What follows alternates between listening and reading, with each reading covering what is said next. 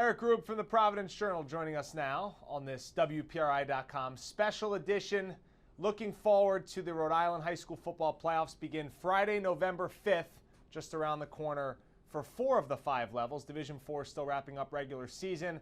And who better than to bring in Eric Rube here, covers high school football for the Journal amongst other things at the high school level, covers some Patriots as well. Rube, let's jump right in here to the state bracket, the top 4 teams who have a chance to claim, as you like to say, the only state title. Everything else is divisions. Bishop Hendricken, North Kingstown is our first semifinal. South Kingstown, LaSalle. There's also a caveat for the teams that lose here, but who do you like to emerge as the state champ this year? Well, I think when you look at the brackets, there's an advantage there for LaSalle in that matchup with South Kingstown. South Kingstown's had a terrific season. They've won a lot of close games. But I think they're overmatched against a team with that much offense and that much speed. That's what the Rams have. That's what they do, and I think they'll do it well this weekend. Hendricken, North Kingstown's interesting. The Hawks have played some tight games this year against some teams. For the last 3 years, the Skippers have been the closest team to any for beating them. They've lost 3 or 4 one-score games. I like Hendricken that one. I like LaSalle in theirs. Getting together, I picked the Hawks. I've been saying Hendricken's the best team in the state until someone beats them, and I think this is the year. I'm going to take LaSalle to be our state champion when this is all said and done. Oh, wow, LaSalle. Okay, all right. So why the Rams ultimately? I think their offense is going to be the difference. Hendricken is not the Hendricken of old. I think they can still run the ball. Hendricken does what no one else can do, and that's be Hendricken. They can go into that power run set and grind you into the ground, and they can win a low-scoring game. But ultimately, that's going to be tough to do against a team like LaSalle who can score a ton.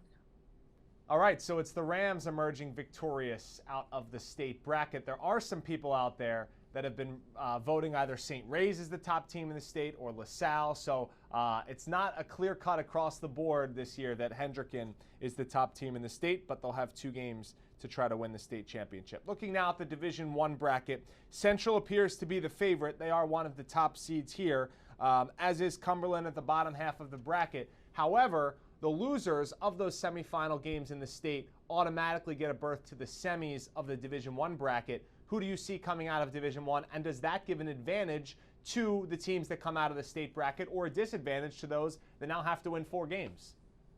I think it's really a disadvantage to those teams who are trying to win Division I, starting in that Division I tournament. You're going to have to play an extra game, and getting 4 wins is tough enough in this division. Coming out of the D1 bracket, I love Central. They've played great. They were, within a field goal away of being in that state bracket, and that's where they wanted to be all year. They're a solid team. They can control the ball with the run. You see a lot of power run teams win, especially in the playoffs. The other team I really like in that bracket, and it's because maybe I didn't give him the credit he was due at the start of the year. It's Portsmouth. Ben Hurd, if I've learned anything this year, you do not bet against Ben Hurd. I am not going to pick against Ben Hurd now. I'm not going to pick against him again. I made that mistake once. It's not going to happen again. And it's kind of a surprising little upset. I think Portsmouth's going to go on to win the Division I Super Bowl. They're going to go through. They're going to beat the teams that beat them this season, and at the end of it, walk away with a win over Central in that Division I Super Bowl. That'd be quite the revenge after the game we saw in the regular season early on. Portsmouth hosts Shea, 6 o'clock Friday. Then they would get the winner of either Cumberland or East Greenwich to then move on to the semifinals. Division II, we could see one of the best teams in the state in St. Ray's. Okay, 3-2. Why did they put 3-2? In Division II, we could see one of the best teams in the state in St. Raphael. Obviously, they have one of the best players in the state in Moses Muse. Their Division II bracket starts off with Moses Brown Friday at home at 6 o'clock. Rube, are they the easy favorite here?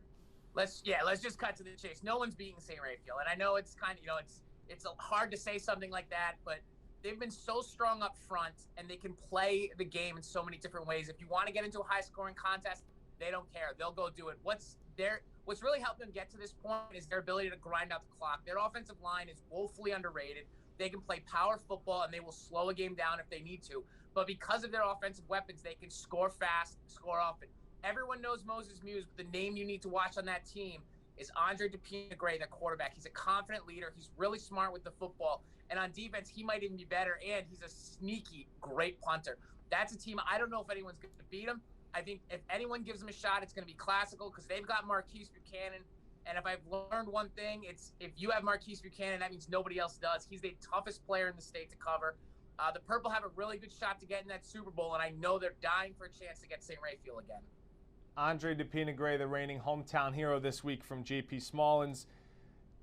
Eric mentions Classical. They start with Coventry and then have the winner of either Mount Pleasant or Tolman. Right down to Division III, this is where we could see things get wild. Narragansett's the top seed, but Pilgrim is a 2 seed, strong 2 seed, and Charahoe is a 3, could provide the Mariners some fits. You know what? Start of the year, I said Narragansett was going to win the Division III Super Bowl, and I'm sticking to that. At the preseason pick, I had Pilgrim in the Super Bowl, but I have decided to flip that around. I don't know what it is about Charahoe, but the Superchargers have gotten it done in some games. I've picked them in some spots. They've played close games where they haven't, and don't forget, they had Pilgrim down 24-7 at halftime. That was a game they probably should have won. They probably know they should have won. I think Charahoe's going to provide that upset in that semifinal and get to the Super Bowl. I still think Narragansett's going to beat them, but watch the Superchargers to get to that semi. Yeah, if you look at the semifinals across the board, Charahoe Pilgrim could be one of the better semifinals regardless of division, considering what those two teams did in the regular season. We mentioned off the top, Division IV still has one more week of regular season action to go, but how is the bracket shaping up for Division IV, and is Pontigansett the team that should run away with it? No one's beating Pontigansett. Pontigansett beat everyone by at least 3 or 4 touchdowns this year. They're too strong up front. Their running backs are too good. Nick Backlund, Marcus Carpenter, I said at the start of the year, they're the best backfield in the state, and I'm sticking to that. Right now, they're running too strong to be beaten. There's going to be a nice little battle this week between Smithfield and Juanita Sanchez, Providence Country Day Wheeler. I know that's a mouthful there. But the winner of that game is going to get that number 2 seed and get that bye. And I think the winner of that game ultimately has the best chance to get to the semifinal or get to the Super Bowl. In Division IV. The rest of the division, the seeding's going to be kind of crazy. There's a lot of games going on that will ultimately decide it. Watch out for Exeter West Greenwich. They're sneaky. They just surprised North Providence last week. I could see them sneaking up on somebody in a semifinal game and maybe finding themselves a spot in that Super Bowl as well. So if Pontigansett wins out and they win like we think they should, do you think they should move up to Division III for next year? Pontigansett, it's one of the things that not a lot of people know, and I didn't know until someone kind of showed me the numbers. They're a middle-of-the-pack school. I think they're a Division III school. They have the size and they have the talent. They're going to have a decent amount of kids coming back. I think they will, when the realignment comes out, they will be a Division III team next year. How they would have fared in Division III this year, I don't know. But it doesn't matter. They're in Division IV. They have to play that D4 schedule, so give them all the credit in the world for showing up and still winning football games. Eric Rube, nobody loves high school football more than this guy. Give him a follow on Twitter. Give him a read on Projo.com. That's this WPRI 12 special edition of the high school preview. Remember, we've got the Friday Night Blitz 4 more times, 3 more Fridays, and then Thanksgiving Thursday. You can catch that live 11:15 on WPRI 12. Thanks, Rube. No problem.